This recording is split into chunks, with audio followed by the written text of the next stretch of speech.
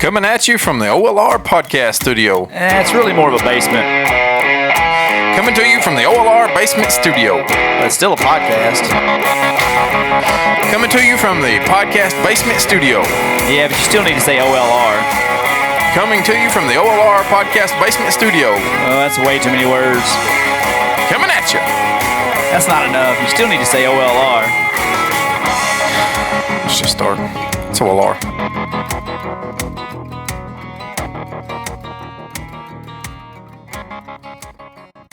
And welcome back.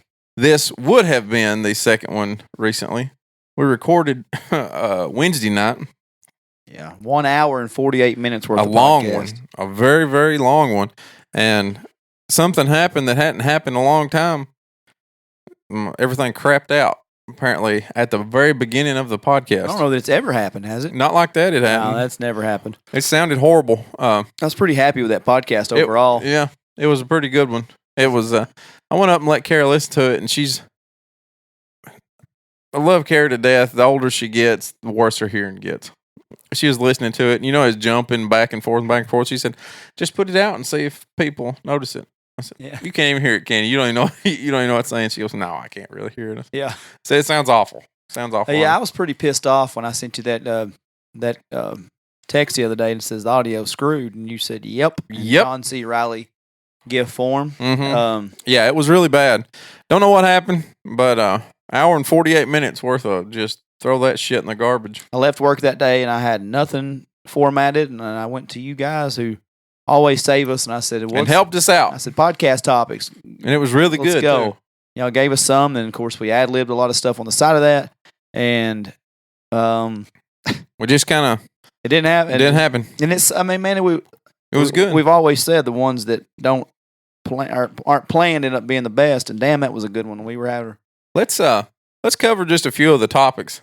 So there's going to be a couple of cuts here, because we don't know if that shit's going to happen again, because I'm not entirely sure what happened. So we'll buzz back over some of the topics. We won't try to redo it because you kind of lose that lightning in a bottle redoing it again. I was so pissed when I was talking to Lindsay about it. She goes, "Well, just go redo it." And I said, "You can't." I said, "There's such a genuine effect there of the first go around. It's just." When you're saying stuff off the top of your head, it's funny, and then you just but anyway. Yeah. So we've tried that a couple of times, and it just never comes off as genuine. I don't know. I do not know how comedians can say the same thing again and still feel good about it. You know what I mean? I can see how maybe the comedians do it because they've got a different audience every night. Right. But if you got do you have groupies in comedians like you do in bands? Like you have some people that go everywhere to see the same band and they get pissed off because they have the same set. Yeah. Like Clint will do that. He's like, I watch so and so, and he's like, I guarantee it's the same set. I'm like, they don't expect the same people every night. Yeah. Well, not only that, if you're watching a band, people get kind of pissed if they don't hear the hits. Yeah, exactly. So no, but I can't tell. Like we told a really good story on Brent Duffer. Yeah. Can't tell it again because we're not going to have the same reaction. Now, we may wait 10 episodes and I may talk about the firecrackers exploding on Brent's chest. Yeah. In full length. We've told that story, I know, 16,000 times on this podcast, but it don't ever get old, really, as long as you don't tell it just once. Because we always got new listeners that's never heard the story. Yeah, and we even went through and figured out that we had some in Russia and China and Mali and Africa and all kinds of places. Yeah, we broke it down. There's people listening. Yeah. All over the place. So I tweeted, actually, and I said, we just spent an hour and 48 minutes on a really good podcast that I hope Lucas can figure out because I don't want to let our listeners in Russia down. Yeah, we did. Had listeners in Russia. Mali, where I had to actually look at a map because I thought that was actually just ecstasy. Yeah. Spelled different, though. Is it? Yeah. Because I didn't. Mali. And how's Molly the regular spell? I believe Molly. You think? Or maybe just Moly. That's probably it because I believe it's. What do you? Molybdenum. When you text your dealer, what do you say? Molly. Moly. You should just put it like your dog because that would be good. That'd be a good cover up. Where's Molly? Well, I don't think you can. You do that on text? I don't know. The little sniff thing you just did. Well, I don't know. Don't they have a nose icon in the icon or emoji? Emoji con. Just emoji. Yeah. I don't think it has to have a con after it. I believe it does. Oh, maybe it's the short version. Yeah. So we did talk about a lot of that. Then we talked about Aaron Hernandez and his little Brucey. Yeah. Yeah. I think I watched the Netflix documentary. Couple things that I've heard a couple of conversations since then. Apparently, there was also a documentary on the ID channel that a lot of people saw. And one person I heard say, I was thinking, when is he going to get out? And then turns out I Googled him and he killed himself. The gay guy did? No. Oh. Aaron Hernandez. Oh, you didn't know? No, I did because I knew from history. And two, I knew from the documentary on Netflix. Apparently, the ones that they watched on the ID channel must not have said that he killed himself at the end. I don't know. I don't. How do you not know that? I don't know. I don't know how they didn't know that. I don't know why they had to Google it to figure out that he wasn't alive anymore. Seems like people should know that. Seems like that's a big part of the story at the end. Now, also in the Netflix documentary, and I remember when it happened. I remember whenever it first come out, and there was kind of chirps about him being gay. The Netflix documentary kind of really pushed that throughout the thing, and just really kind of. Like they were shoehorning it in, it was like they were just trying to push this narrative or whatever. Yeah. And if he is, he is. But, the guy who said he was his boyfriend, his college or his high school quarterback or whatever, and his dad, the two most just, you couldn't believe anything they said. His dad is this real gregarious and either the worst storyteller you've ever heard or just had the entire thing written down, knew exactly what he wanted to say. I don't know. It just wasn't believable. And now it's come out, even since the last podcast that we did, it's come out that he was full of shit. Both of them are full of shit anyway. So I don't think this guy was his boyfriend. And then his prison boyfriend or whatever. Yeah. That I made that far. His prison boyfriend that they was showing. He looks methed out and drugged out kid. Slim pickings in prison. I don't know why you'd believe the guy, And anyway, they said, do you think he really killed himself or you think somebody killed him? This person asked me this. I said, the only person that was in there with him was like 5'8", 112 pounds. He's like 6'4", 270. I don't think it takes one good shanking with your eye. Yeah, but he got hung. So, I don't think that guy hung him. Yeah, maybe not. Yeah, probably not. You never underestimate the power of a meth head, though. Yeah, that's true. That's true. They're wiry. They're wiry. First off, you can go ahead and mark down that I don't know what gregarious means. You've once again blown my mind on a word that I didn't know was in Webster's. Is it in Webster's? Oh, yeah. Yeah. Spell it. Gregarous. That's how I would have spelled it. Now, I'm a better speller than I am a thesaurus man. Yeah. I didn't know that. What is that? What is that a synonym? Did you mean dictionary? No, because I'd go to because I wouldn't look for gregarious. But what's a synonym for gregarious? Let's look right here. Let me just read you the definition. Fond of company and sociable, living in flocks or loosely organized communities of animals, of plants growing in open clusters or in pure association. Sounds like you used it in the wrong tense then, smart guy. No. He's not a cluster or a colony or a roost. He's fond of company. Likes to draw people in, really likes to talk about them. Well, then you may have used it right. Of a person? Oh, yeah, that one, that first one. Of a person? Yeah. Well, you're smart. You're smart. Let's go ahead and mark that down. One more definition. One more word I didn't know on here because I'm a dummy. Anyway, also, he didn't kill himself. I'm sorry. He wasn't killed by somebody. He killed himself. Okay. He hung himself. And see, they convicted him of first-degree murder. And he never winced. He never cracked a smile. He never cried or anything. He was just like, okay, just no facial expression, no change or anything. And then he went to trial for those other two murders that the other guy most likely committed, his partner most likely committed. And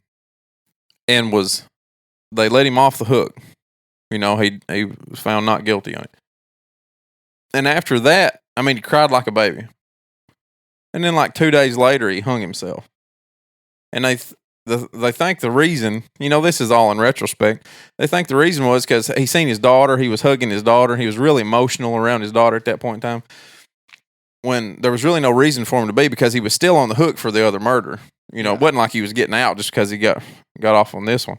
I think he knew he was going to kill himself at that point in time. I think he'd already made up the thing because he'd learned about. I can't remember what they called it, but if a person dies while they are, maybe they called it abatement. If a person dies while they are on trial, then their slate is wiped completely clean. So if they've been charged with murder, but they die while an active trial is going on, it's all gone. So he had already been charged, but he had already made his appeal. So he was going back to court. So it was now officially an open case again. So since he died, regardless of whether it's by his hand or somebody else's, his slate was actually wiped completely clean. Now, what good does that do for him? Well, what it would do is mean that he wasn't a convicted murderer, and his wife should have been able to have still gotten paid. Patriots organization may have had to have, stayed on their contract. However, lawyers took that law, that abatement law or whatever it's called, took it to a Supreme Court and actually had that rule overturned. So he is back in the convicted murderer category. So do we think He's crazy, man. He was crazy, but did he have a little Brucey? I don't think so, man. If they didn't show any evidence that he did. That's all I could think about when you talked about the little bitty guy on the podcast, and I kept trying to reference him. I finally found the name, and it's Brucey. Nicholas Turturro from The Longest Yard. Or maybe he was Tracy Morgan's lover. Tracy Morgan's little character. Oh. You remember. I do now. Brucey, just Brucie. Not Broody. Brucey. Whoa. Maybe type in Longest Yard after that, because I don't know what that is. Oh, it's a Grand Theft Auto character. That's not real. Yeah, this doesn't matter. It doesn't, but I just kind of reminded me of that guy a little bit. Mm-hmm. Oh, yeah. That's him. Yeah. What do you guys think I'm gay for? Come on, Brucey. Was that Bob Sapp that was in that? Yeah. It is Bob Sapp in Longest Yard, isn't it? Yeah. Oh, yeah. He hurted my nose. Broke my nose. He broke my nose. I think he did that on purpose. He was 375 pounds when he was fighting in Pride. 375 pounds with abs. He's a big old boy. Uh-huh. Big unit. That looks like me that's taking right here. The left. That looks like me. Yeah. He's a big cat. We've had other discussions. There's a young lady that's very concerned about the mesothelioma that I'm experiencing in my basement, living through every time I'm here on Clay County Highway. I got a milkshake. You've given it to me too, as well. Well, when you've had it for 2 years, talk to me about it. Yeah. Okay, or 4 years, whatever this lead paint filled. I painted over it, but I think it's coming out. That's just pretty strong case of asbestos down here. Yeah, I did get electricity in my garage. I went to get lights today, but you would think in Cookeville that you'd be able to find, hookers. Okay. And lights. Lights is what I was going for there. LED lights. I read your eyes wrong. Yeah. LED lights somewhere. But you couldn't. Not the ones I was looking for. Why are you so picky? Why don't you just take the ones they want? They had you. Okay. They wanted $47 a piece for them. Yeah, but think about something you're going to save on your electric bill, huh? Yeah, the $21 ones are the ones I was looking for. Yeah, I don't blame you. But no, to the people whom I'm concerned, I appreciate your concern, your thoughts, and your prayers. Appreciate the Facebook prayer requests that you're putting up there for my continued health from this battle that I'm currently fighting. Every time I'm in this godforsaken basement podcast studio dungeon. It's a dungeon. It really is. We're gonna fix it. We're gonna get out there. I mean, it looks good. Are you gonna rip off the brick and take it out there? I may leave it in here and do something new out there. Whoa, look at you. Getting out there. Actually, I was on the elliptical. I may make this my office. Your study? Actually, I was at Racketmaster / Fitness Master the other day on the elliptical. And you know what commercial came through? Mesothelioma. How will this affect my loved ones? 1-800-300-8750. And I thought of you. That's pretty funny. I just happened to look up and it was right there in a commercial. Snapped a picture of it.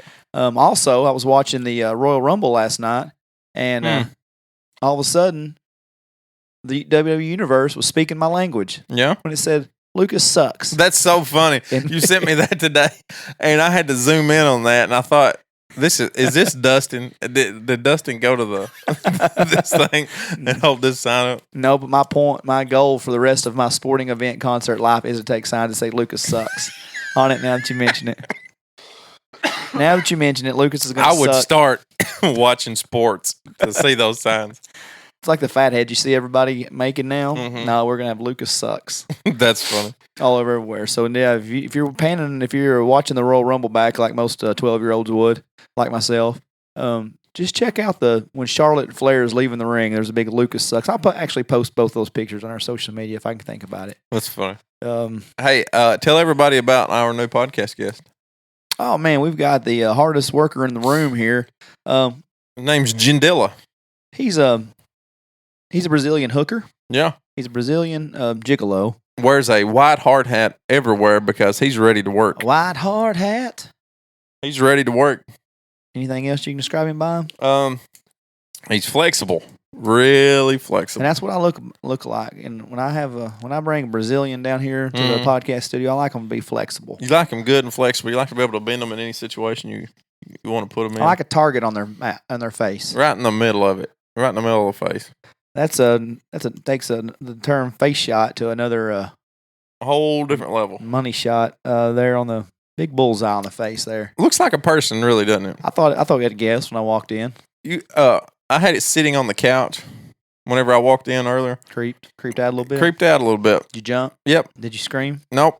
I went, oh, hey. Did you do whatever the voice that was the other night when you sound like a... Would you look at that? Remember when you sound like a Wisconsin feminist the other day when you done something little... I said, what was that? I don't remember it. I wouldn't either if I was you. But it's weird, isn't it? It's different. I thought we had a guest. I went outside, answered Lindsay's phone call, came back, thought we had a guest again because I'm... Forgot. I'm not a...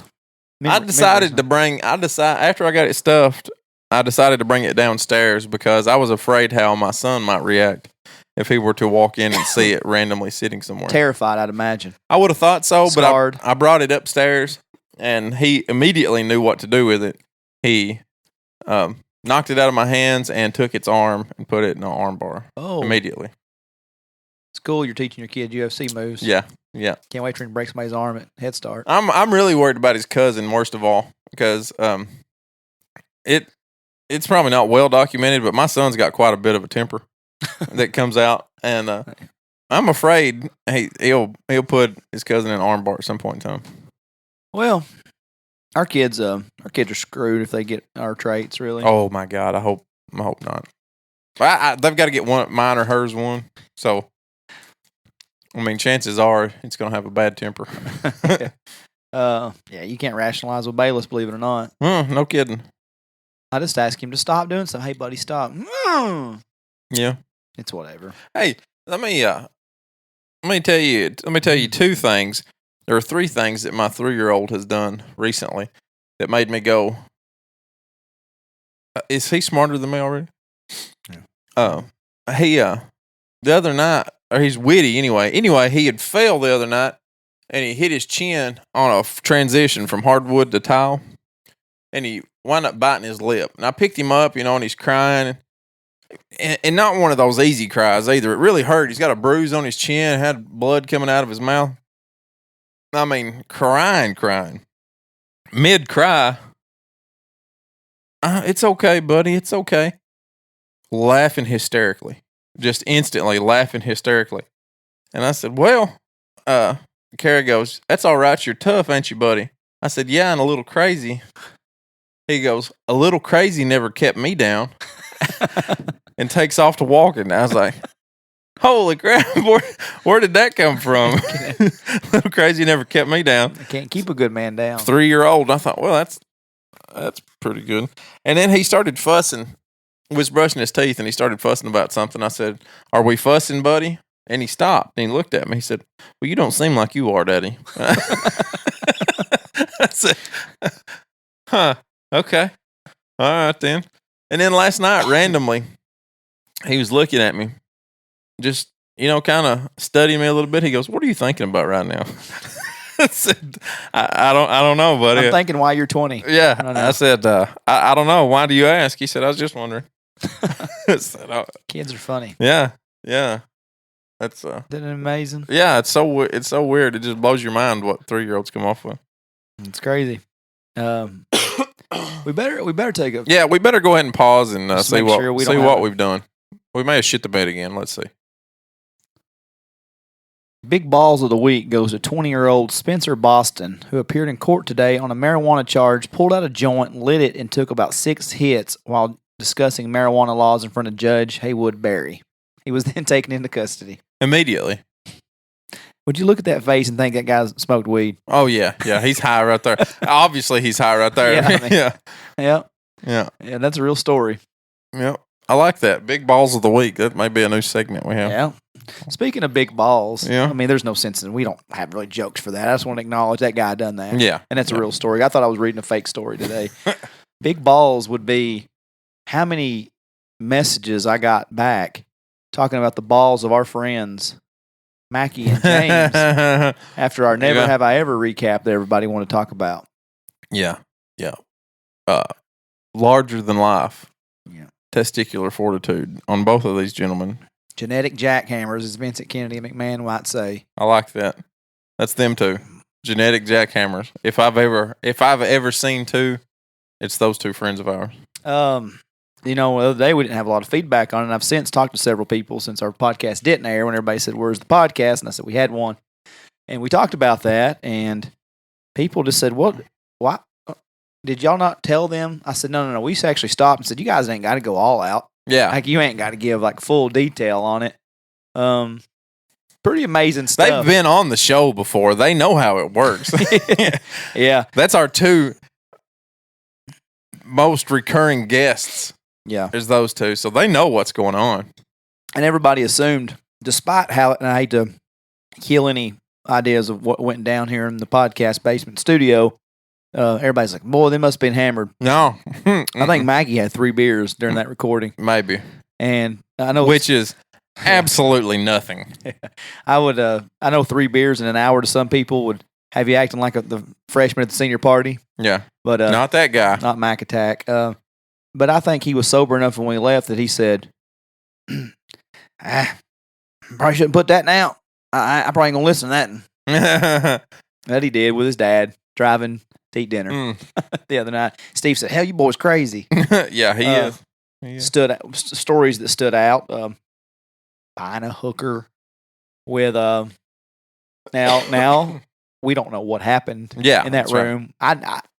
I don't even know what he said. I knew that story, and maybe I do. Don't remember it. But I don't remember him telling me that. So like when you borrow money from the poor guy that's on the bachelor party, why he's passed out because it was his idea, that story got told. Yeah. I mean, that was then another buddy, we've always joked around about the dating sites. So we threw out every dating site we could possibly. What did we say? Over, under 25? Over, under. I said, how many women over, under 25 from dating sites? Oh, that's the over. Yeah. Oh, it's okay. My wife knows everything I've done. Yeah. I think he. Whoa.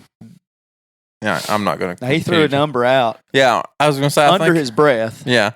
I was going to say, I don't know whether he said it loud enough to come across or not. But. You really, I think, have to be listening pretty close to the podcast to actually hear the number. And I said, well, I mean, damn. Yeah. That's over. It's still over 25. That was over. You took the over. Yeah, I probably should have left it at the over, I think. I just knew when he said he had shaved for his wife that it was some not for his wife. I mean, did it for her. Oh, yeah, did it for her. Yeah, not he didn't do any freaky stuff with his. Yeah, no, with his. With his stuff. I just thought maybe a cute little heart for Valentine's Day or something romantic they thought was cute. Yeah. No. it even got, when the conversation of shaving your wife's nether regions is an awkward, weird conversation. And I don't know that I'm prepared to talk about sober as I am right now. But it got weirder when did it get weirder because she was pregnant? I don't know. I get where he was coming from. No, I get it. But it almost made it weirder that he was talking about it. She was pregnant. I don't have I don't have the bravery that those two gentlemen have. Yeah. I don't believe. I'm glad that we played that game with them. Yeah. Because if you and I played it, it would have been really boring. That wouldn't have went anywhere. Well, I would have come off looking a lot worse than I would have wanted to. Yeah. Those two saved me a little bit. Yeah. Because, I would have had to take I apologize. I apologize to my brother because my brother was listening to it fencing whenever I pulled up. And he just kind of looked over his shoulder at me whenever I walked up because it was playing over his loudspeaker. And I said, I'm sorry. That's just my friends. That's just that's what I've got, brother. Yeah, we're bottom of the barrel degenerates is what we've figured out. Mm-hmm. It just is what it is. It makes for good podcast, though. Yeah, it really does. Makes for good content. Yeah. Yeah. They're always good for good well, it just depends on James's mood, really. It really does. He's he's probably above 500 for good ones, but he's like 625. It ain't like he's not batting 1,000. I'd say 533. Like there's sometimes he remember that one time he come in, you couldn't get more than a word out of him as an answer. You just never really know, depending on the mood. And Mackie can kind of be that way sometimes when he's worried about going home, or, something. And he's been a couple times he's not been in rare form. Also, one thing that was said was, I don't remember, Blake Allen, I guess, asked, and I tried to go back on Facebook and recap some of this stuff that I missed it, but Blake just wondered where Jeremy Mackie is going to lie his allegiance now that the Woolly Bullies is closed, the Woolies Clubhouse. Mm-hmm. And we assumed probably hooligans, seeing as how it's directly across the road.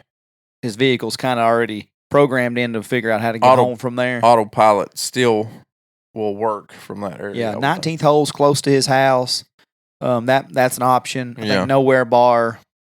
He lives right there in town, so everything's somewhat close. Yeah. But we figured autopilot.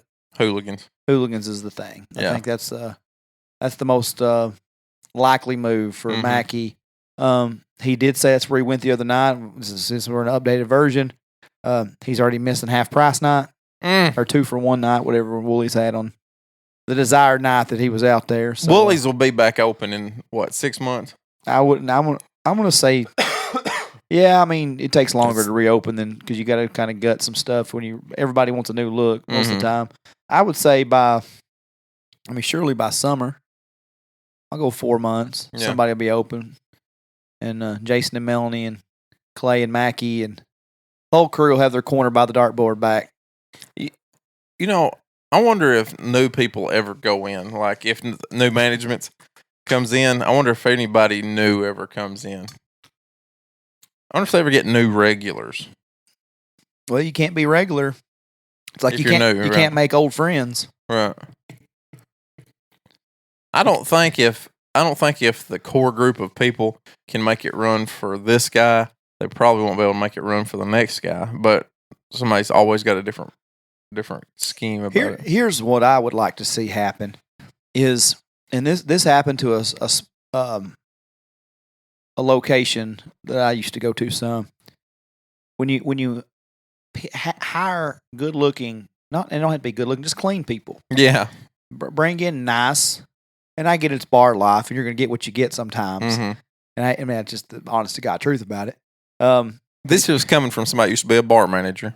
Yeah. If you hire attractive girls, you're gonna bring in a nicer clientele sometimes, or not necessarily nicer. But I've seen a place that went through some waitresses, went through some bartenders. They hired a bunch of skanky-looking people. No offense to skanky-looking people, but I don't want you bartending at my bar because you're going to bring in your skanky friends. Mm-hmm. You're going to bring in a lot of a demographic that I don't want my regulars to see when they come in because if you look like you hadn't bathed or if you smell. There's so many factors there that if I'm running a spot, I'm not going to hire skanks. You know, there's two things you don't want. Skanks. You don't want somebody to smell like. You don't want to smell like shit whenever they work for you. And you don't want them to smell like bubble gum either because, you know, that's a certain person too. Are you talking about strippers? Yeah. Yeah, because you don't want that. That'll bring in a demographic. That'll bring in a whole different. Little rough around the edges also. Yeah. A lot of people wearing trench coats at that point. Yeah, I just say this: when they got a weasel in their pocket. That place used to like to go have a beer after work. When people are coming out of the kitchen and they got flaky stuff all over their shoulder. No, man, I'm out. I don't want that on my steak. That's not that. No, so I just hire good looking people. Yeah, skanks got to work, but not there. Just be like the rest. Be like the rest of the skanks and notice at home, draw a check. Yeah, just find a disability or something. Not someplace they cook food. Yeah. Take a bath. Hey, get that shit off your shoulder. There's a gas station I don't mess with on the way to work anymore, just because. There's some rough folk in there. I'd like to guess which one it is. So you don't stop there? Yeah. Maybe just tell me later. I'll tell you later. So, shoot, man, we had so much good stuff. It was a very good hour and 48 minutes. Tana Ledbetter sent us a video of Nicole without the turd on her head. So she's found her glow up. I think I said, is this the glow up she was looking for? Did she get rid of that Derrick Henry turd off her head? That's the funniest girl that's ever been. And I don't even know if it was on purpose. It may not have been, and she may have actually been going through something right then in that situation. And we may have just made it worse. But that was the funniest.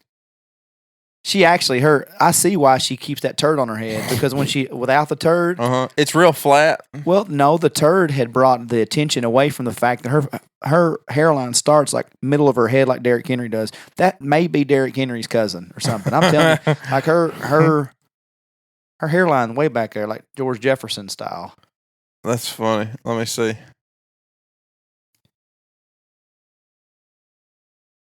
You've got to find one like, see, whoa. Oh my God, it does. It's way back there. It is. I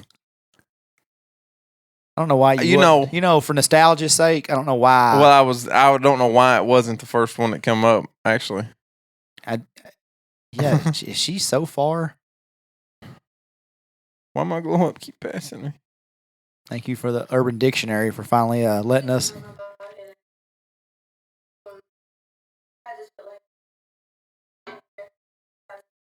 This ain't the one, though, is it? No, hold on. This be pissing me off because I cannot sit here all day and try to flatten my fucking hair. Like, who the fuck has time for that bullshit? This shit. It is. It's hard waking up every day and still being fucking ugly. That shit get old. Like, still. Why my glow up keep passing me? You don't get old, girl. And still being fucking ugly. Love her. That shit get old. Like, that's my favorite part. I know it shouldn't be.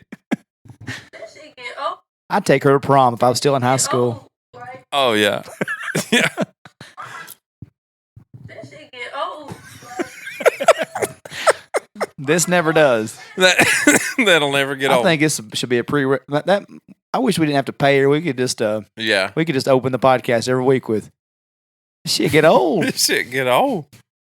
Yeah, she's really pretty here. Yeah, I mean she's pretty. I mean, if you drink a case of beer and swallowed some Molly, yeah, maybe took a hit of acid, maybe you didn't know what anybody else in the world looked like. Maybe if it was a sheep involved. There's a whole choice A and B. There's a whole. She apparently wears a wig a lot. There's like 5 minute. There's a 5-minute video of people just running up and snatching her wig off of her head. I want our podcast to start. This is the One Lane Road podcast with Lucas and DK. This shit get old. Who has the best hair? Hold on. Shh. We don't want an NFL. We don't want an NFL. This shit is hard. I don't fucking have time. Nobody want to sit and do this shit. This shit is nappy and it won't fucking do right. Why do we keep doing that? Like, it's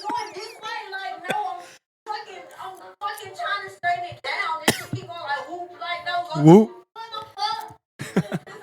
So, we introduced a new internet sensation to you guys last week is where I was going with this. Yeah. Tana brought that up about Nicole after the mesothelioma that she was glad to point out that I'm dying from. And then we got the greatest sensation on the internet today. I know you introduced me to Lil Esco 28. He is. He could have been right there with all my friends as the Jelly Bellies 1996. Yeah. He's fat. He's short. He's white. He doesn't know he's white. He doesn't know it. I'm going to. The first video is, well, that's not the one. So the backstory is he's got a white friend named Terry that's the stereotypical white guy. The 7-second one's the original one. So he's got Terry, but this one is the one that made him viral. B, we got that scrap on you. What up, y'all? I'm a fuck with you. Bro. He's, what, 11? He may be 12. 12. Fat, white. Yeah. He's not. He's not. And if Lucas and I. He's as urban as Dustin and myself. If Lucas and I left. Pause that real quick. Don't let that one play until you put the mic up. If Lucas and I left the house, I'd say, all right, Lucas, I'll holler at you later. Yeah. I'll see you later. Lil Esco is. What's what'd he say? I'm gonna fuck with you. All right. I'm gonna fuck with you. Okay. No, turn it back. Motherfucking suburbs with it. The motherfucking suburbs with it. Hey, yo, Terry, what going on? Hey, how's it going? This kid's, his life's on a certain trajectory right now. It's not upward. He's not heading in the right direction. And if you just watch a couple of his videos, you can tell that. But my favorite, yeah. Here, let's do this. This is man. Oh man, I'm finna whip this hoe.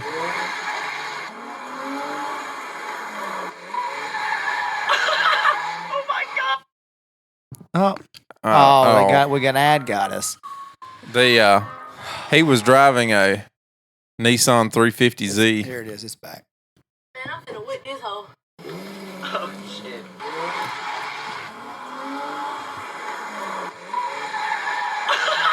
Oh my god. Man, that shit fun as hell. That shit was fun as hell. Like I was saying, it's just he's not heading the right direction for a young man, I wouldn't think. And it's evidenced by Well, he's already in the as you're looking. I know what you're looking for. Right here. Yeah. I'm in the suburbs. So this guy's in the suburbs with all the whites, with his friend Terry, with his Beamer or whatever it was, and so he's acting like all ghetto. He's gangster, right? That one. Bow, bow, bow. Oh no, them boys and they draws. Hey, I'm gonna fuck what you say, cuz. Say it, nigga. One more time. I'm gonna fuck with you. Punk ass boy. Fuck yeah, white boy. Say it one more time. Say it. So the video we're watching now is Lil Esco held at gunpoint as he's sitting here in his underwear with his little man boobs. Fucking crippin'. Yeah. Oh, here's it. Okay, this is where they're dropping the N-bombs. Yep. And he was being held at gunpoint. And they said, "Oh, you crippin' now." By the Bloods. Yeah. How can that be real? Man, I don't know. I'm just saying that's the most logical conclusion to the path that this young man is traveling right now. That if you're gonna play stupid games, you're gonna win stupid prizes. He's got $100 bills flashing up in all his videos. Yeah. Where obviously he just sold a go-kart. Yeah, I mean, where's he getting his money? It's the same few $100 bills he flashed in the last video. I do want to bring up something that we brought up last time. We've got to stop this epidemic of white folks, especially white folks got to quit it. I don't care if you're for the culture or not, especially national media outlets like one of my favorites, Slam Online, which is pretty well urban-based fan base for basketball. Finna,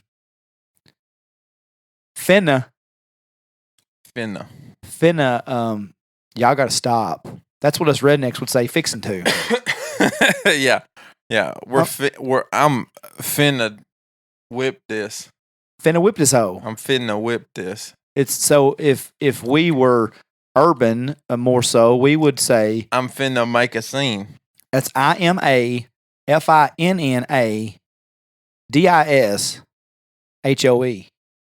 I'm finna. I'm finna make a scene. I'm finna make a scene. I will point out that what you spelled and what you said were two different things. What? I'm finna whip this hoe? Yeah. I left out whip, didn't I? What? I'm finna whip this hoe. You said you spelled I'm finna whip this hoe, and then you said I'm finna make a scene. Oh, I know. I was reading Okay. that. No, that was on purpose. And then the other word we've got to stop. This is not cool. So white folks, I don't care how deep in the streets, and I said streets. Because we're from the streets of North Carolina. People definitely say that. Uh-huh. Y'all got to quit trying to. How about you try to spell something correct if you're a national media outlet? How about you try to act like you've got at least a GED in your life? I'm trying to understand. Yeah. That's like if I'm following any, maybe if I follow a shoe company and KD or Kyrie's got shoe company. Got the new, the new joints coming out, as they like to say. KD kicks coming out. Who trying to cop? Or I'm finna cop. I'm finna cop. Who trying to cop? Well, I would say that Lil Durk is trying to. Oh, we trying to. Oh my, little trying to. I'm about. You know what else? When's these little rappers gonna grow up? They ain't going to. Over under 125 rappers. Lil. Oh gosh, I'm gonna say way over. I think 212 is a reasonable number on that. Yeah. I'm trying to understand how the world got so goddamn stupid. That's what I'm trying to understand. I bet we can Google how many Lil rappers. Yep. How many Lil rappers? Lil Phenomenon, a list of at least 63 rappers named Lil. Whether you're a passive fan of hip hop, rap music, or a super fan, you know the stereotype of the old joke with rappers calling themselves Lil, put your name here. So here's a list of at least 63. I apologize for the big break here. There's Lil Xan, and I'm more sad that I know who that is. I'm sad that you know. I don't know who that is. Yeah. I'm not trying to be silly, but if that's for the culture, one thing, I'm really got a problem with white people doing it. Yep. Lil Aaron. AJ. B. Baby. Barnacle. Booty Call. Boom. Chief Dinero. Cray. Chucky. Debbie. Dickie. Lil Debbie is funny. Dirk. Duke. Drip. Droop. Each.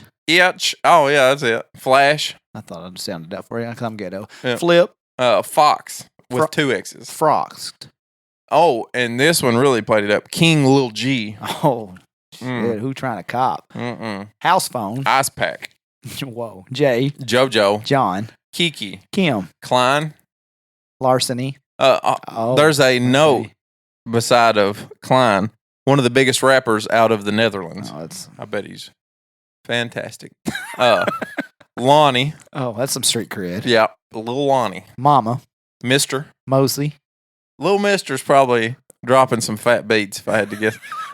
Morty. Oh, okay. Mouse. I'm assuming that is the next one is short for something, and I don't know that I'm of the right persuasion to say it. I am. Lil Neezy. I just want to add that I found this rapper on accident. I was actually thinking of someone called Flatline Neezy, the Sheezy, but I had forgotten their name. So instead, I YouTube searched Lil Neezy and found this rapper. Now, that's crazy. That's how crazy this is getting. You can literally make up a name and search, and they probably already a rapper with that name. WTF does Lil Neezy even be meaning? Straight up, cuh. Here's Lil O.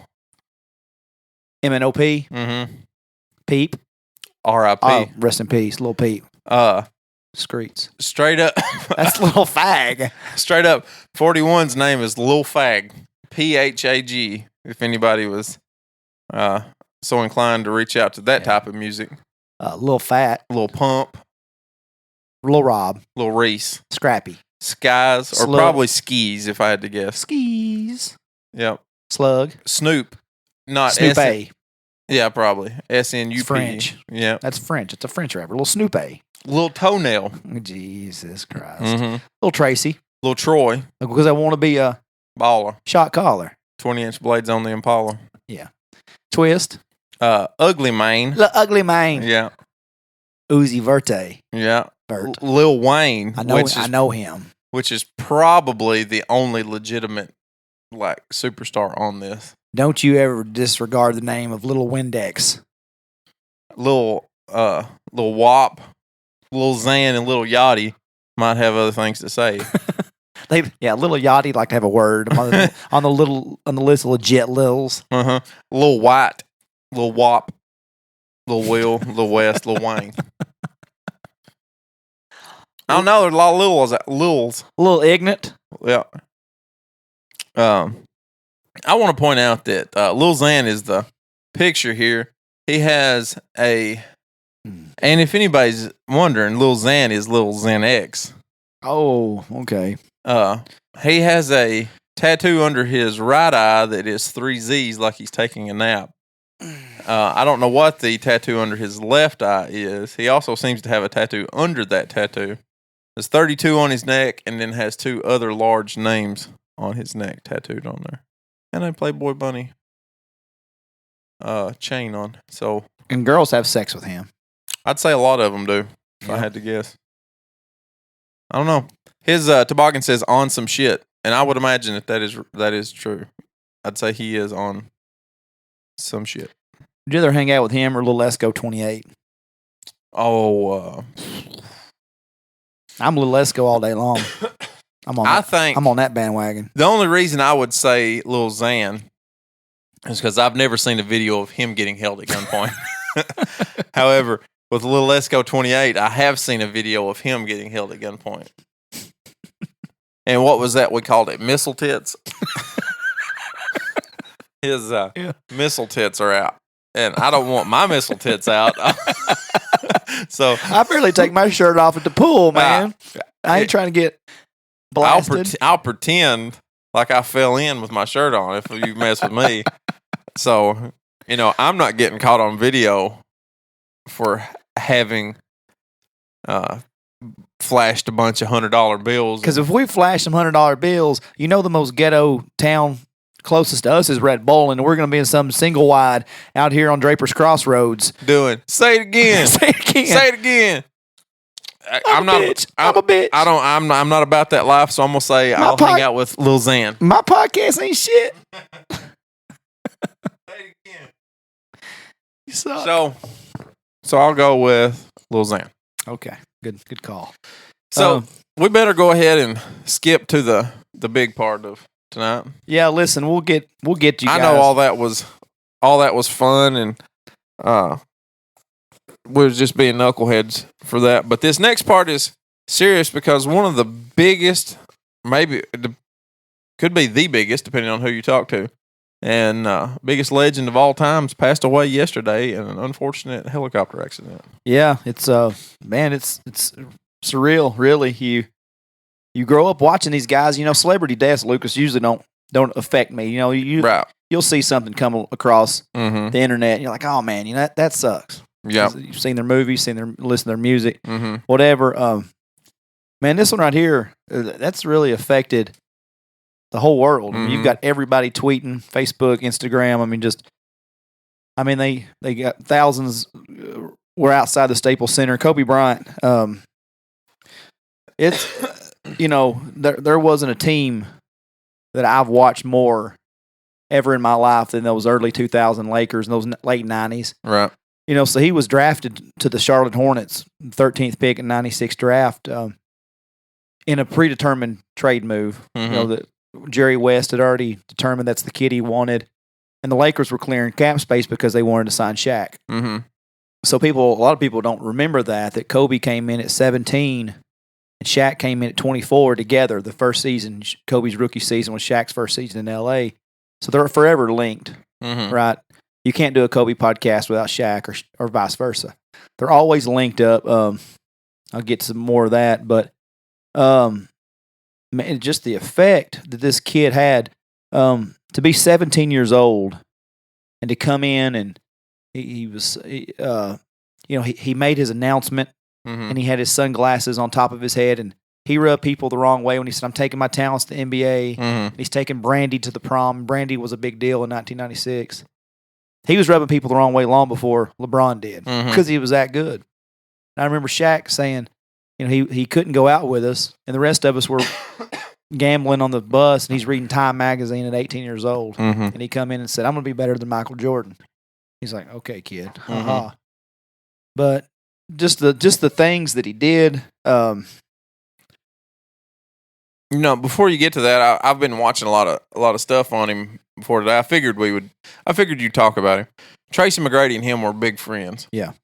And one of this, like Tracy McGrady said, was obviously before he had children. And God bless the family, Vanessa and everybody, because she unfortunately lost a daughter as well in the thing. But he had said when he was younger that he wanted to be better than Michael, have his career be better than Michael's, and die young. And unfortunately, that wound up happening. So a little on what happened. Actually, this is all speculation, but this is from 2 or 3 different pilots that were have looked over the evidence of actually what happened after that. This was in a Yahoo Sports interview.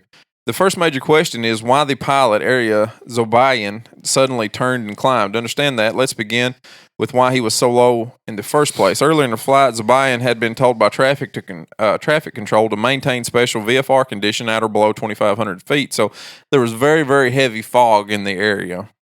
This meant he was using his visuals only to guide him. He's halfway flying on instruments and halfway flying by looking at the highway below him. So he was trying to follow the highway. Yeah.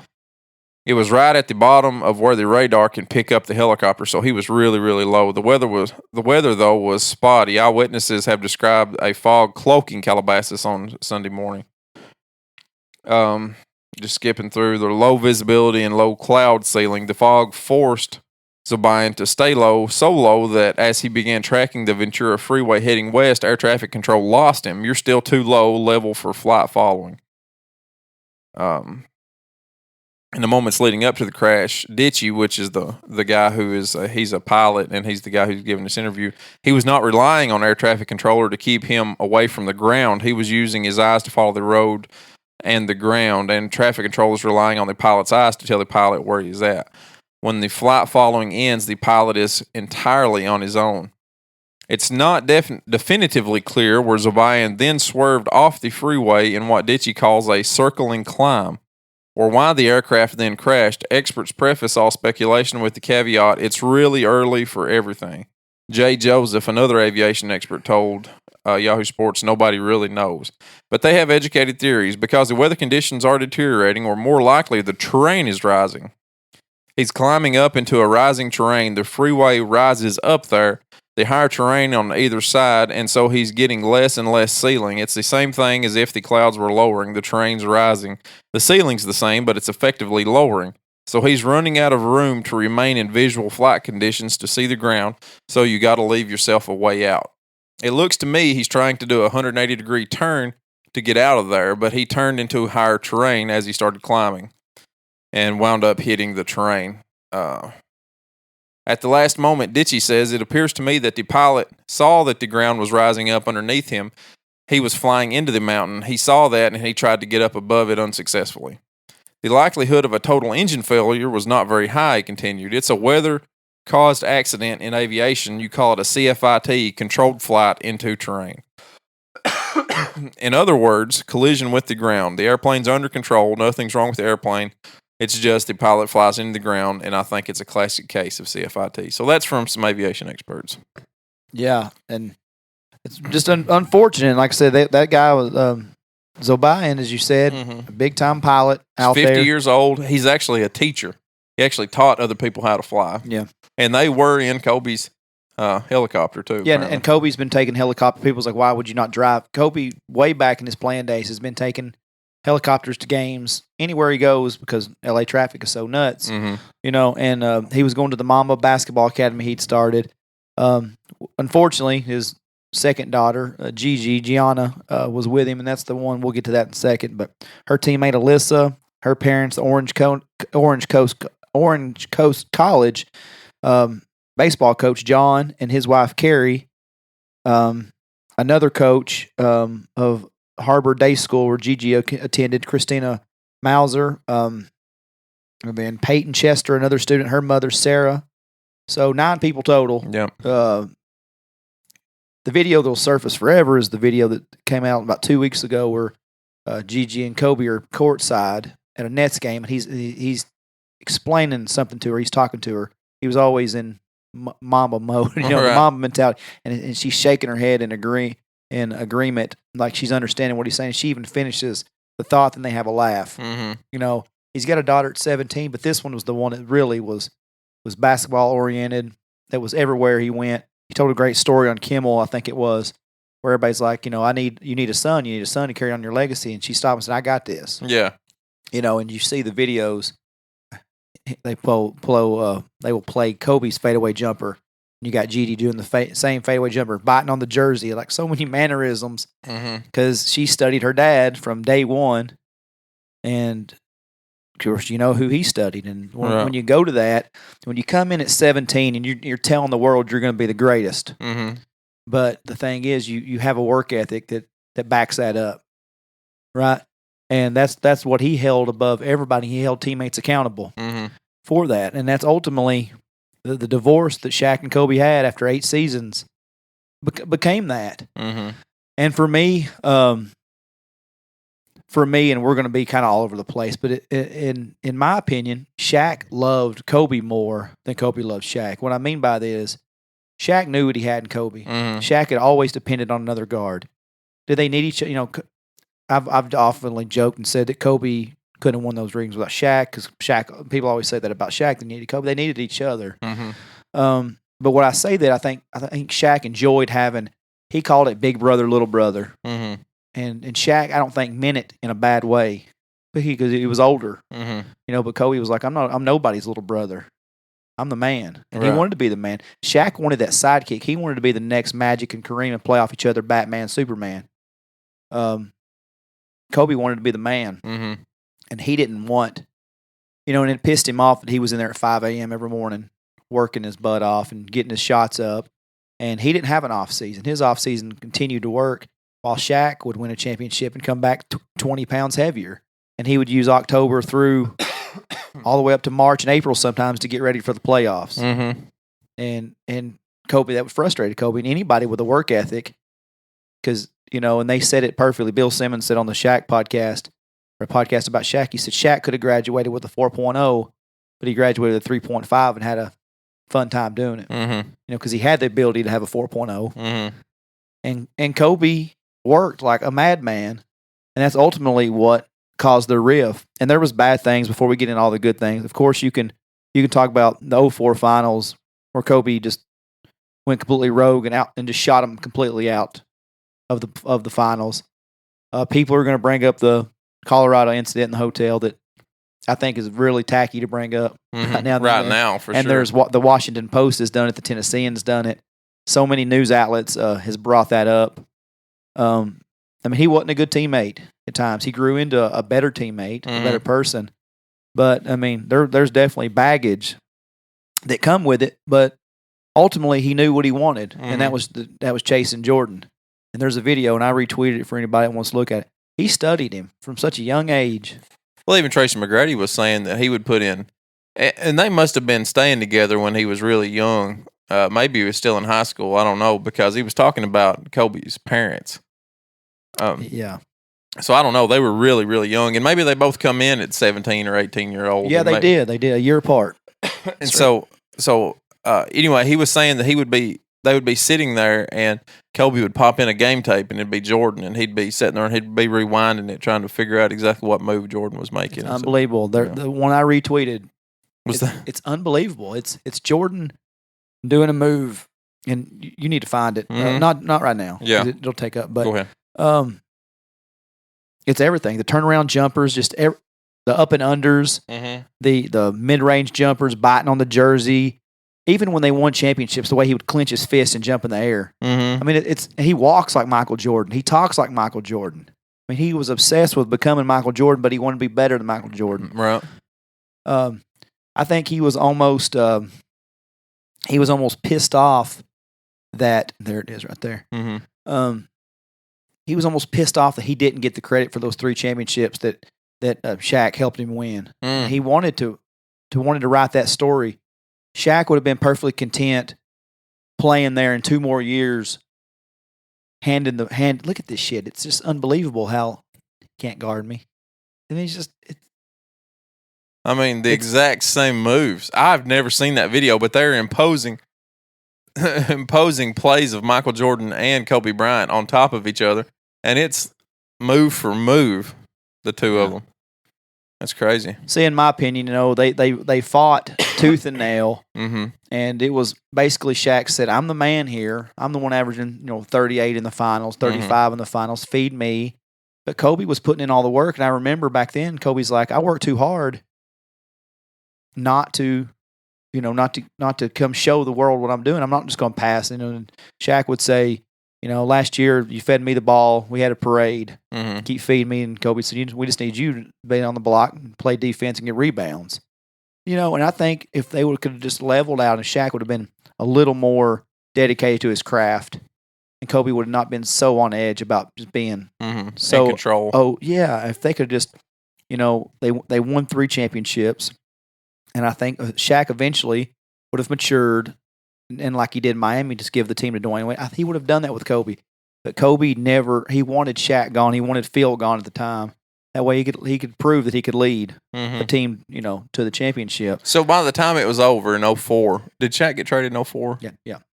So he was 32 at that point in time, but Kobe's still 7 years younger than that. Yeah. He's 25 at that point. Oh, the Lakers made the right move. Right. I mean, Shaq. No. What I was meaning was, you remember trying to tell a 25-year-old anything? You couldn't tell me anything at 25. Yeah. And it was years later when he played with Dwight Howard. Said, "I didn't know how much I should appreciate Shaq, right, until I played with Dwight Howard, because Dwight didn't have that switch." Kobe would often say, "Shaq's a clown. He's a goofball until the ball goes up in the air. Right. Then he'll murder you." Mm-hmm. And I mean, and it's just crazy that they won those 3 championships, and then they had the falling out. Colorado happened. They brought in Gary Payton and Karl Malone. They were supposed to win. Kobe shot them out of that series, and they didn't talk. Kobe would refer to how lazy Shaq was. Shaq, after he went to Miami, would say, "What's your relationship with Kobe Bryant?" "Who?" Right. And it was like 2 years later when Bill Russell finally brought them back together. And thank goodness their relationship has been good since. Yeah. They a couple years ago they had a sit down interview on TNT where they joked, and Shaq said, I knew I had a young killer, so I could go out and take a summer off. I had you." And Kobe's like, "That's what pisses me off." Yeah. And that's what drove him. And just but their relationship has really, really grown, because even Sharif was showing messages that he and Kobe had shared on Sunday prior to the crash. Yeah, which is crazy. And I don't know what the context was when the last time they had messaged, but I mean, Kobe had texted him that morning and said, "You good, fam?" or something. And Sharif had slept in and didn't get the message for like another 2 hours. By the time he texted him back, the crash had already happened. Right. So he was constantly, he was always in support. And they buried that hatchet, and they've, Shaq was at his last game, and they hugged and they've embraced several times. But like I said, I think that relationship means more to Shaq, because Shaq always wanted that relationship. He wanted to be the duo. He always said the hip hop version of Magic and Kareem. He didn't mean for it to turn ugly. Right. But I think after, you bust your ass to and win the finals and be dominant as he was, and you still got this kid calling you lazy. Yeah. Okay, well, yeah, I'm lazy during the regular season, but that was Shaq's immaturity also. Yeah. Thinking, I can just coast. When eventually he turned 32 and they traded him to Miami, and his body broke down essentially 4 years later when Kobe was able to play 20 years. Because he cared about what he put into his body. He wasn't eating cheeseburgers. Right. And that's my guy, but I mean, he has to take just as much. But he always thought he'd have that to fall back on, while Kobe said, "No, I mean, you be the lazy. You be lazy. I'm over here putting work in for 12 hours and getting up thousands and thousands of jumpers a day. And this hit me because, like I said, when most people, you remember me. I mean, I had a girlfriend and I didn't. We played sports, but man, if a Lakers game was on, I was on television. You was the very first person I thought of yesterday. It was so weird whenever you text me. Kara had just brought me her phone, and her weather app alerted her to the fact because her weather app popped up and said, heavy fog reported in the area of Calabasas where Kobe Bryant was killed. Yeah. And then so I was Googling it, about to text you whenever you texted me and said, did you hear about Kobe? And you're not the first person to say that. A lot of people say, I thought of you, which is weird because, when you think about it, I mean, I hated Kobe Bryant, despised him for a good 6 years. Right. I mean, after the trade happened, I joked, and it's still been my ongoing joke for years, that no girl has still ever dumped me. Right. A girl may have, I may have had fights with girls, but I say, no, I don't even know what it's like to be dumped. I said, the hardest breakup I ever had was the Shaq and Kobe breakup. Yeah. That's always been my ongoing, maybe it's not funny to anybody else, but that's how hard, like, for real. Right. I took it personal because that was my team. Yeah. Like, the Orlando Magic of '95 was still my first favorite team. Mm-hmm. And I've always have great memories of the Orlando Magic. But that '01 squad in particular that still set the record for the playoffs. Shaq, Kobe, Derek Fisher, Rick Fox, Robert Horry, Brian Shaw. I mean, I loved that team, and I watched it. I mean, but long before League Pass was a thing, I was watching 50 to 60 Laker games because they were on that much. Mm-hmm. But I told Lindsay, I was like, man, I said, this has hit me hard as a fan. And just because, I mean, you grew up with this guy. I mean, like I was 13 years old when Kobe went to L.A., and you watch his whole career and you watch how he matured throughout the years. But I said, man, when Shaq passes away, I'm going to have to take a day off from work, 2 days. I would say it'll take more than a day. Dude, it took me. I mean, I watched and like it's just unbelievable. Every time you see the headline, like this can't be real. Right. It just don't. Like I said, most celebrity deaths don't hit you, but man, I just kept on thinking this is so. It was weird. I put my phone down for like 5 minutes and walked outside and came back and had like 5 texts from people like, "Is this Kobe shit real?" Mm-hmm. And I was like, I don't know. And I Googled it and I was like, man, this can't be real. It's one of those fake death things. But you look at his career. And I just want to run through a couple things. I know we're going long, but to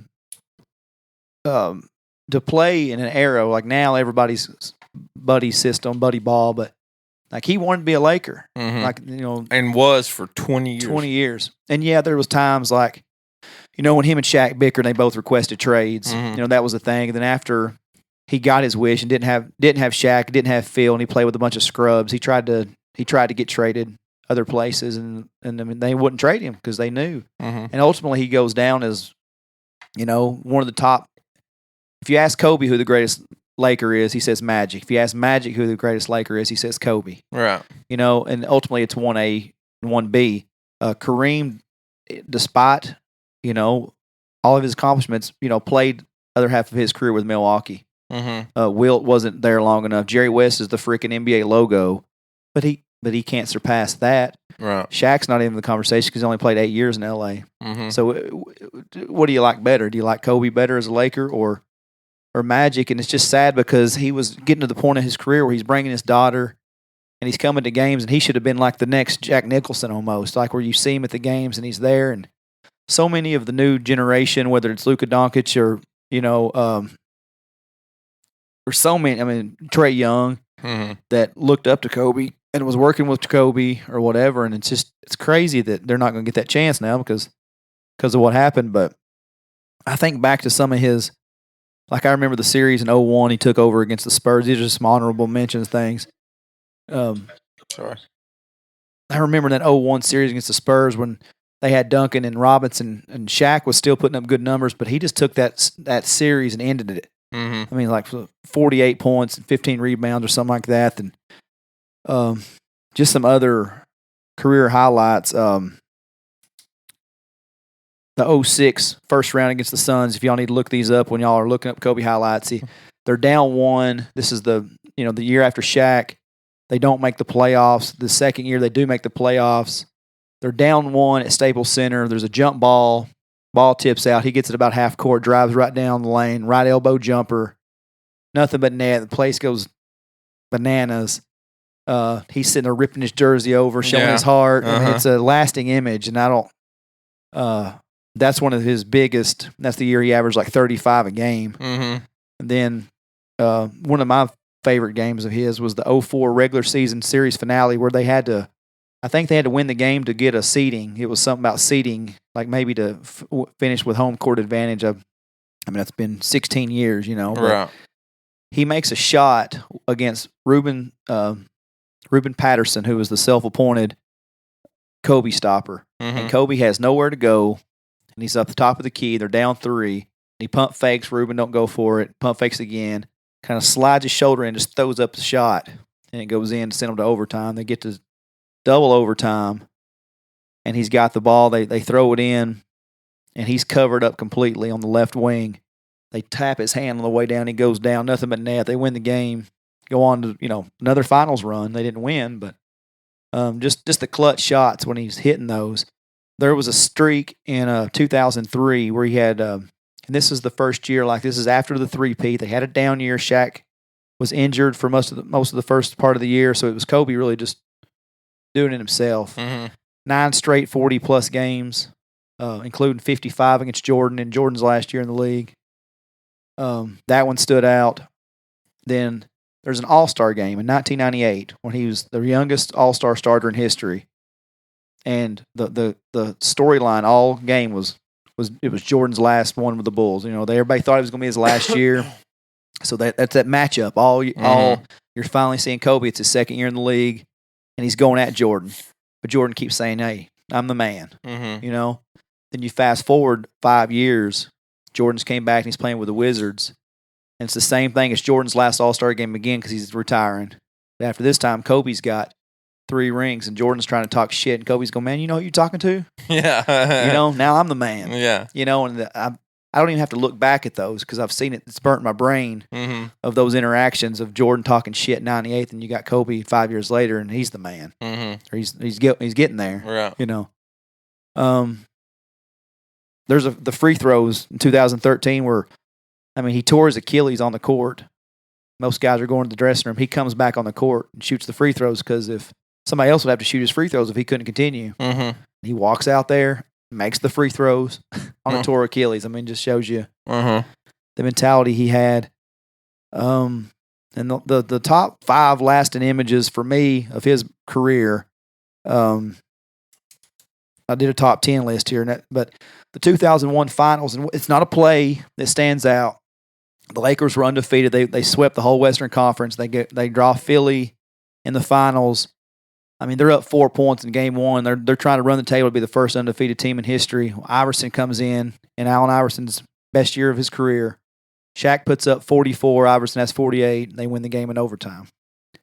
The second game, the Lakers win it, but the Sixers are chipping away. They're just such a gritty team that year. And at the end of the game, you know, Iverson's over here clapping in the Staples Center. He's clapping in Kobe's face. He's come to Philadelphia, come to Philly, come to Philly. Kobe, shut the F up. You know, y'all look, you know, and they're just chatting back and forth and just seeing the fire. Because Iverson, for my money, just one of the toughest to be as small as he is. If he's 5 inches taller, he's one of the greatest. Oh, God, forget. 10 players ever, along with Kobe. So just to see them two, the fire that was in both of those guys, you know, Lakers were winning, but Iverson said, "Yeah, come on to Philly. We'll tune you up." Philly, you know, he's from Philly, and he goes out on national television and says, "Yeah, we're gonna come to Philly. We're gonna rip your effing hearts out." And the Philadelphia crowd hate him so bad. You know, it don't matter if it's his hometown. The next year they had an All-Star game in Philly, and they were still booing him. And the Lakers went there and they won 4 in a row, or 3 in a row, whatever, and won the series 4-1. But just because, you know, he had, you know, the drive of Kobe, because he wasn't as athletic as Vince. He couldn't jump as high as Vince Carter. He wasn't as long and rangy as McGrady. McGrady was a better shooter than Kobe at that point. Kobe got better. Well, you know, that was quicker. On that point, Tracy McGrady said Kobe was out there battling for championships. Yeah. He said, we weren't battling for championships, so I had to be out here battling for scoring titles. He said, I had to do something. Yeah, and that was the closest Iverson ever got to a finals. McGrady never even got out of the first round until later in his career when he was a bench warmer for the Spurs. Vince Carter's never won anything still.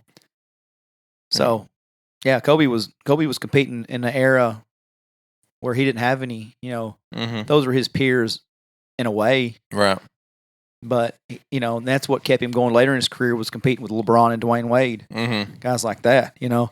Number 4, I put his 81-point game, second highest scoring mark in history. I've never watched that game.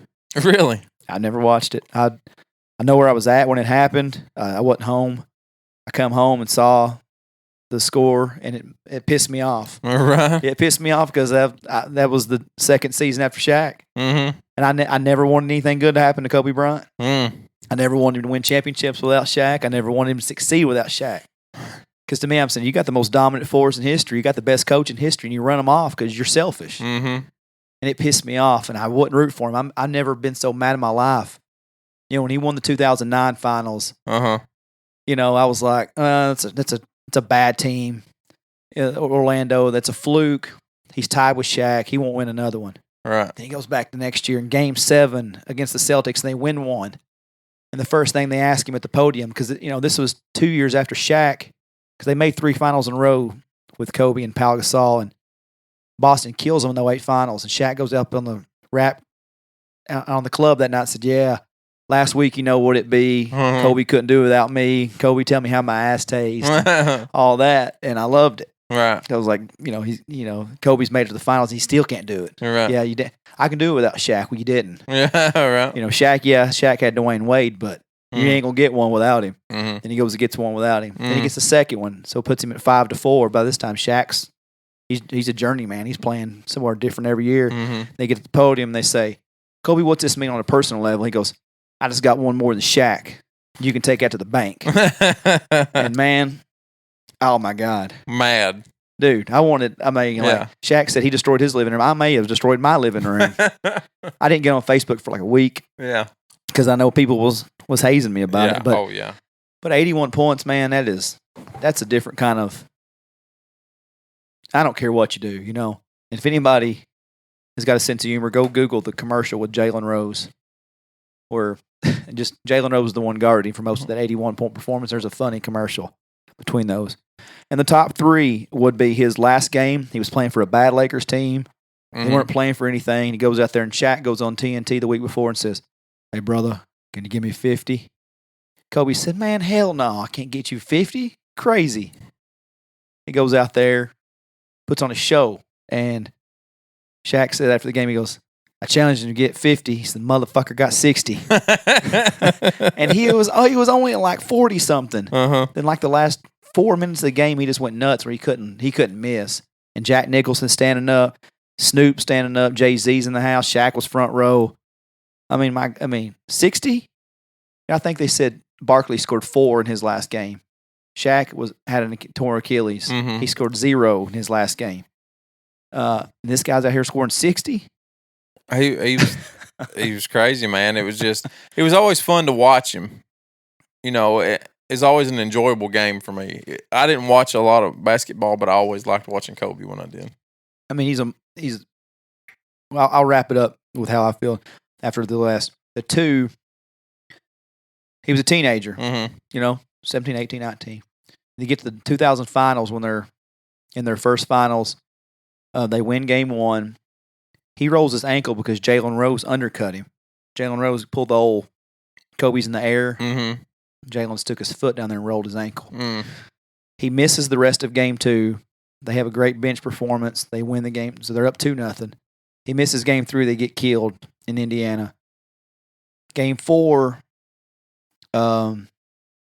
he played like 47 minutes in overtime game.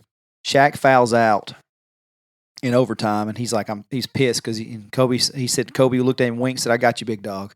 He goes out and scores 6 straight points in overtime, wins the game. That's the first time you're thinking, all right, this dude's like, he went from, he had the balls because the first year in his rookie year, he shot like 3 air balls against Utah in the second round of the playoffs. And you knew, like, okay, this kid don't care to take the shot. Right. But then when he gets to the 4th year and he's 21 years old and he's out here making these shots, and that's when you first felt like this dude's going to be like the man one day. And they end up winning their first championship out of that. And, of course, my favorite memory of Kobe Bryant would be Game 7, Western Conference Finals, same season. They've been together 3 years now. They've been swept out of the playoffs every year, by Utah or by San Antonio. They're down 15, start of the fourth, and they just keep chipping away. Brian Shaw makes big threes. Robert Horry makes big threes. Kobe makes some jumpers. They're all over the place on defense. They're up 4, top of the key, crosses Scottie Pippen over. He goes up. Rashid bites on it. Kobe lobs it up where I didn't think Shaq could go get it. I'm sitting there going, oh, God, he overthrew him. Mm-hmm. And Shaq, it felt like he went to the top of that backboard and slams it down. He comes out. He's pointing. Kobe's high-fiving. That's the biggest memory for me because, obviously, selfishly, the Shaq fan. But just seeing them two that had actually having fun and playing. And it was that's their defining moment. Right. Even after, because that was every year, the Western Conference Finals was the finals. Mm-hmm. By the time they got to play the Eastern Conference foe, it was a wrap. Whoever they beat in the West, that was the finals. Right. And that was their defining moment, because they were literally 15 minutes away from another disappointment. Okay, we've been together 4 years, we're going to lose again. But instead, they rallied back from 15, and they go on that dunk, catapulted them ultimately to 3 championships. And it's just, I get goosebumps just thinking about it. Right. Just how high he threw that ball and how fired up they were coming out of there. But you could see his demeanor and his confidence changing with every championship. The first one when they won that game, the ball goes off the rim. He comes running up in Shaq's arms. He's like a little kid. Right. It's his first championship. 21 years old. They're hugging. He jumps on the score table and he's just so, on top of the world. Just celebrating, acting crazy. The next year, something different. The whole team is celebrating in the dressing room at Philly, and there's a picture of him, and he's in the shower. He's got his championship hat, championship jacket on, but he's just sitting there with a trophy, and it's like, I don't know. It's like he was deep in thought. Mm-hmm. Like he's trying to figure out what's my legacy. I'm building this legacy, and everybody else is, Shaq's got them dancing to Party Up by DMX. I'm gonna lose my mind up in here. And they got champagne flowing, and Kobe just sitting in the shower by himself. Yeah. That's when you realize he's a different cat. And by the time they won the next year, he came in wearing Legends jerseys to every game of that finals. And on Game 4, when they swept New Jersey, he came in wearing a Michael Jordan jersey. Mm-hmm. Does that speak volume? Right. Like this is the guy that I'm chasing. Yeah. Now I'm going to show up in his jersey. And after the game, Shaq said, it's about time to take that jersey off, put your own on. Yeah. And he's smoking his cigar, and he's got the Jordan jersey, and I'm thinking, this dude knows how damn good he is because he's put the work in. And then he had those bad years, but then in 2009, he's jumping around, and I believe it's a happy championship for him because he went through losing all those teammates and playing with bums. Mm-hmm. But then he's back on the mountain after 7 years, and I believe he took joy in that one. And the last one, when he got the validation, that I may not get another one, but I didn't think, I'm one away from Jordan. Right. I got one more than Shaq. I got more than Duncan right now. Mm-hmm. And I'm one away from my idol. Mm-hmm. And I think that was his validation that he's psycho. Right. He was psycho. You put up with all the he was obsessed in the best and the worst ways with basketball. Yeah. But he heard that. Jordan was the same. Mm-hmm. He heard that Jordan punched Steve Kerr and Jordan punched Bill Cartwright in practice. Mm-hmm. That's his. How was he supposed to treat his teammates? Because he watched his idol do the same thing. And you know what? Everybody glossed over it because it was Michael Jordan. He was the best. Right. And Kobe didn't always get that. He didn't always get that same love because he wasn't as lovable. Right. And I think later in his career, he thought, oh, crap. Like these guys, I got to be nicer to some of this media because they're the ones that's going to shape my legacy for the next generation. Mm-hmm. And he changed. He got better with the media at the end of his career. And it was almost weird watching his farewell tour because he was being so, nice, Mm-hmm. And I would talk to people like, this don't even feel right. This is not the... Well, in 2016, what would he have been? He's like 37. Yeah. So, yeah. You grow and you humble, you mature. And so that's why, to me, it was nice to see his maturation in retirement because he knew his place. He knew he was secure in one of the top, maybe the greatest Laker of all time. Easily one of the top 10. Oh, yeah. Maybe 5. Yeah. Depends on what you like. I think he was at peace. Mm-hmm. I think he was finally at peace. He had no he and Shaq had made peace. He didn't get Jordan, but he passed him on the scoring list. Right. Which LeBron ultimately, which is crazy, just passed him the night before. And Kobe's last tweet was congratulating. And it said, "Keep pushing the game forward." Yeah. And he was coming to his little girl's favorite player was Trae Young. He went to 3 games this year, and 2 of them was Trae Young's, and just to me, this is the kind of and tell me this. What about another legacy I've seen all over Twitter? Tell me if you put a wad up a piece of paper right now and throw it in the trash can, what are you yelling? You're not yelling LeBron. You're gonna say Kobe. Right. If you're shooting, you're gonna say Kobe. Right. There's only two things I've ever heard people say: Jordan or Kobe. Right. You don't fade away in your driveway as a kid and say D Wade. No, it's Kobe. Yeah. And it's unbelievable just to see. Like I said, it's hard to swallow as a fan because this dude grew up in front of you. Yeah. He went from being that cocky, brash, punk of a kid that teammates didn't like, coaches didn't like. Phil Jackson ultimately picked Shaq over Kobe several times. He wrote in his book, in his last book, The Last Stand in 2004, talked about it, how hard Kobe was. Mm-hmm. And even when he played selfish later in his career, people look over it because we knew the Laker team sucked, and we knew the Lakers paid him way too much out of respect. Right. He wasn't worth a $50 million contract at the end of his career, but he's Kobe, and he may be the greatest Laker ever. Yeah. So you put up with it. I'm glad I got to watch him twice. I seen him in the 01 before they turned the corner. The 01 season, that's when they just won their first championship the year before. They both asked for a trade. And towards the end, it was just not good. Me, Peanut, Jeremy Hammer, and Don Asbury went to see him in Atlanta. They were down 1 to the poor pissant Atlanta Hawks. And Kobe jacks up this shot, and he misses the rim by this much. Just banks off the backboard. And it was a kind of the prime example of Kobe being kind of forcing shots. He has to miss 8 games in that year, and they go on a run without him. They won 8 in a row to end the regular season, then won 11 in a row. So they won 19 in a row total. And he come back and play team ball. Mm-hmm. One of the things I was reading right then was his stats, his career stats. He's number 1 in the NBA for missed field goals. Yeah. He missed 14,000 something field goals. It was pretty impressive. Pretty impressive list of things there. Just a few things to Barack Obama. Actually, I lost the quote right there. Barack Obama tweeted out about Kobe. Apparently, he knew him to some degree.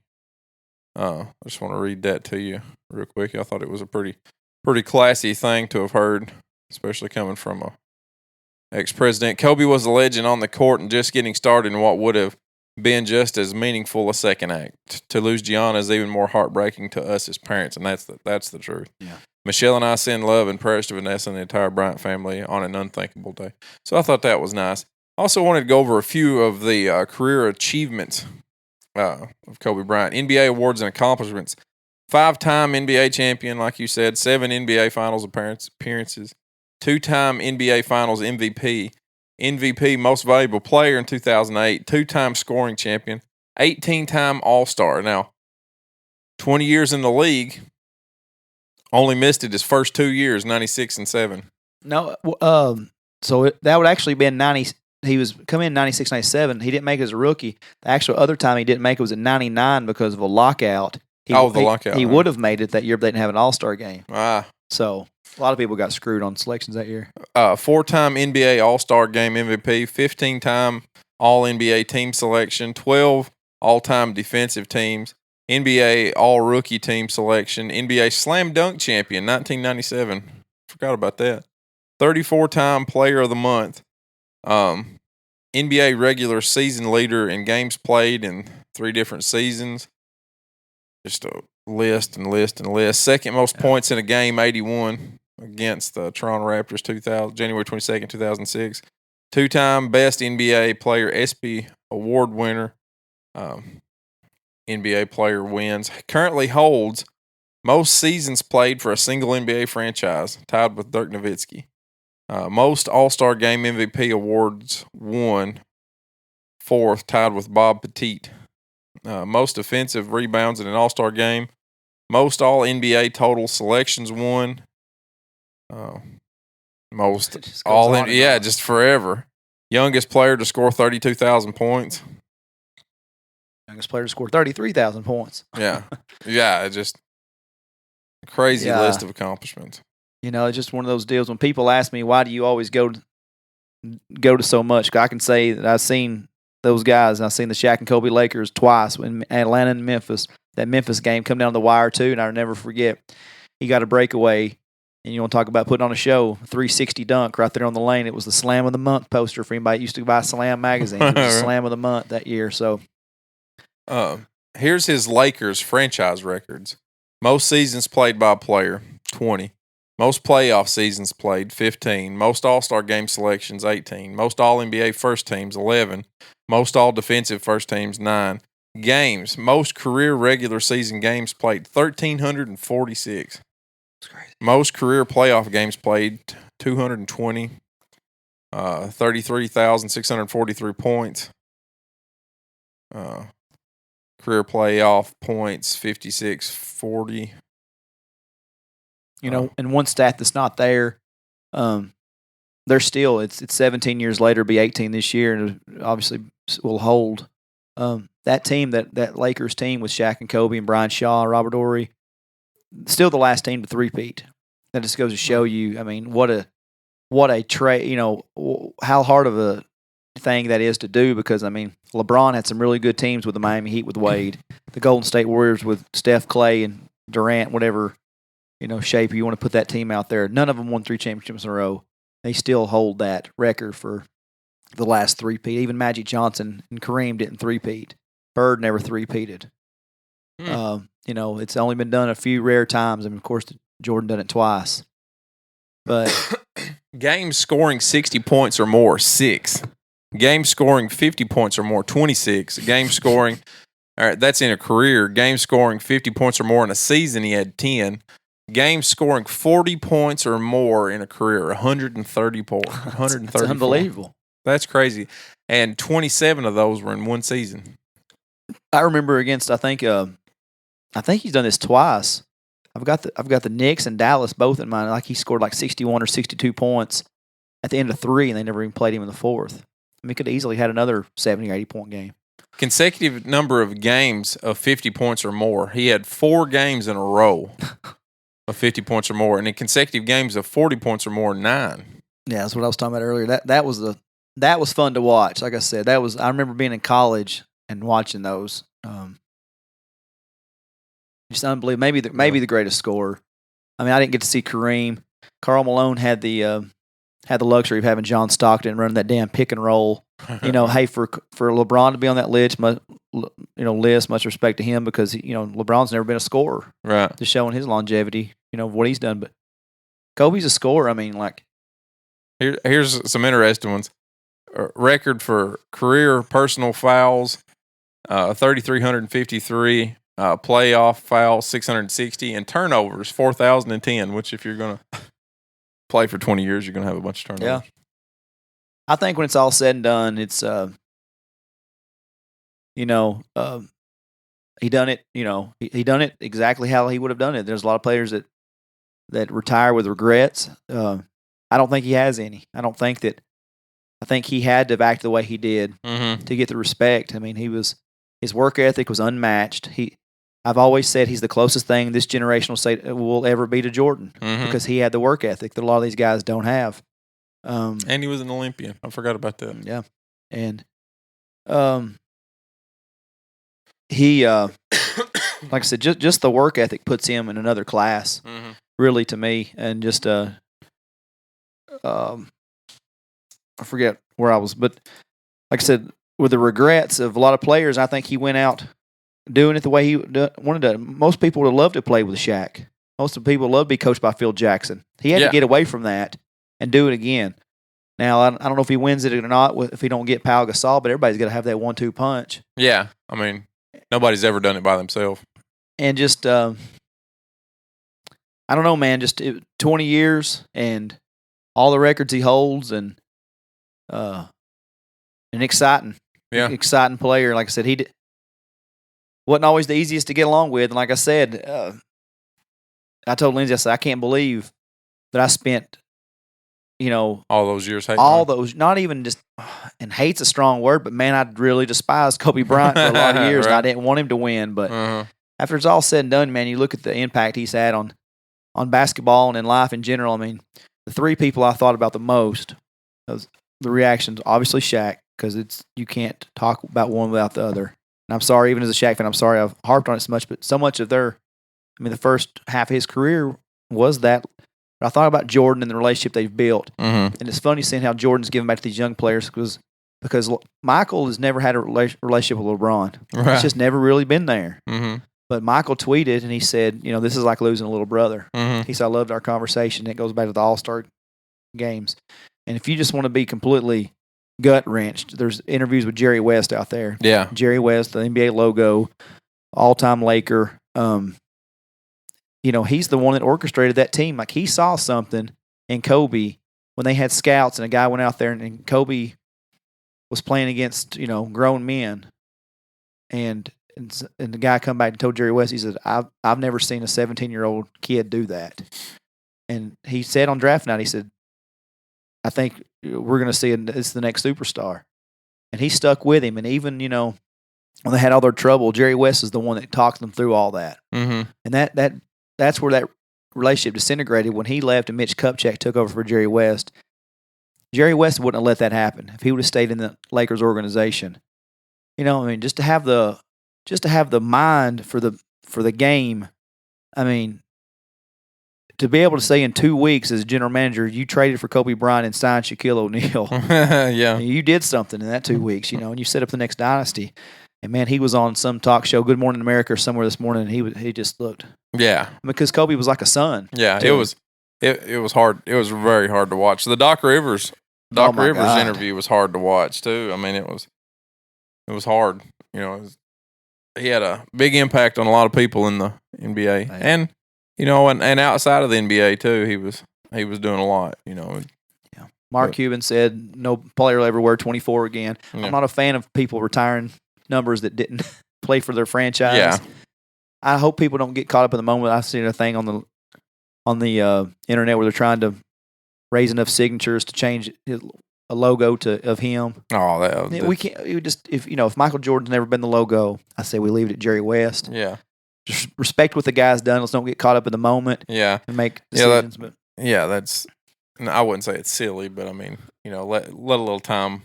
Yeah, let's think about this. Yeah, let a little time float around in there. If you want to see, just go on YouTube. Players' reactions. The Tracy McGrady one, Jerry West, Doc Rivers. Those are some hard ones to watch. He had a big impact on everybody. I would love to see Jordan's actual. I'd like to see an actual video of Jordan talking, other than just a tweet. Yeah, I would too. I wondered what that actually looked like, or if it, They were close. Yeah, they really were. And then, like I said, I thought it was also neat. All of the teams taking the 8 seconds and 24-second penalties. Yeah, that was neat. That was neat. Actually, I'm going to try to listen to this podcast. Shaq has just put out a podcast today. Ooh. I didn't see it. He's the big podcast. I just seen it on the way over here. Mm-hmm. It uploaded, but I didn't have enough. I didn't have it downloaded to listen with no service. So I'm interested to see what that sounds like. And it's tough. Like it's crazy. Just I just couldn't believe it. I kept looking at the headline yesterday, thinking this can't be real. Yeah, it's crazy. I kept thinking maybe it was his helicopter, but he wasn't in it. I don't know why I thought that. Yeah, and even after I'd watched television, I didn't go. Something happened yesterday where I didn't go to Nashville with Lindsay and the family, and I just sit there. And so and it sounds silly, but I was scared the whole time. I'm sitting there thinking, well, I made a big deal not wanting to go to Nashville, and what happens? And Lindsay calls me, she goes, I just had a wreck, and she had rear-ended somebody yesterday. Really? Yeah, and I'm just there thinking, and you think about that, and hey, look, I'm a, I know I've got a mouth on me, and I know I ain't the easiest guy to deal with sometimes, but I always tell Lindsay, I said, I don't care how mad we get at each other. I said, you're going to, I'm going to hug these kids. There's not a time I don't leave my house. I don't hug and kiss every one of my babies because I know how fragile I've seen too much of this shit happen. Oh, yeah. And, I told Lindsay, I said, hey, you can not like me all you want sometimes, but you're going to give me a half Christian hug here on the side. You're going to give me this. I don't care if you mean it or not, you're going to hug me. Yeah. And vice versa. And my kids, not one of my 3 kids, I don't kiss on the forehead and tell them I love them before I leave the house because you just never know. And luckily, yesterday it was something minor when she rear-ended. But I mean, you just never know. Yeah, literally, you just don't know what's going to happen. And I mean, I sit there all day long, and I'd read stuff, and I'd almost tear up. Yeah. And like I said, it's just crazy because I've never met that man a day in my life. I walked past him in Memphis, right, a few years ago. We stayed at the same hotel they did. And he was right there in the lobby. Never had a conversation with him. Don't know him. Didn't like him for years, and that hit me hard yesterday. Just as a fan of the NBA, but like I said, you was the first person I thought of. I was getting ready to text you when you texted me. So, well, leave you on a sad note, people. That was we'll miss him. That is the hashtag legend for anybody that wants to Instagram that one. Yeah. And I'm sorry I rambled. I just no. That was. I said at lunch today, and I was just trying to put down a few notes, and I thought there's so much. Yeah, there's so much, but 20-year career, and especially somebody that's enjoyed the NBA as much as you have. Yeah, the main thing that sticks out to me is just that's the closest thing to Jordan we're getting. Right. LeBron's not Jordan. LeBron's a Magic Johnson character. Shaq's the closest thing to Wilt we'll ever see. These are generational talents, and sitting there thinking, was he ever as good as Michael? No, I don't think so. I'll take Jordan every day, but I don't see anybody coming up that's Jordan. And this was it. This was for a lot of people. This is this generation's Jordan. Yeah. I mean, sometimes it's LeBron, but it's Kobe for a lot of people. So it's a big impact. All right, everybody. Hug your kids. Hug your wife. We love you. Be safe. See you next week.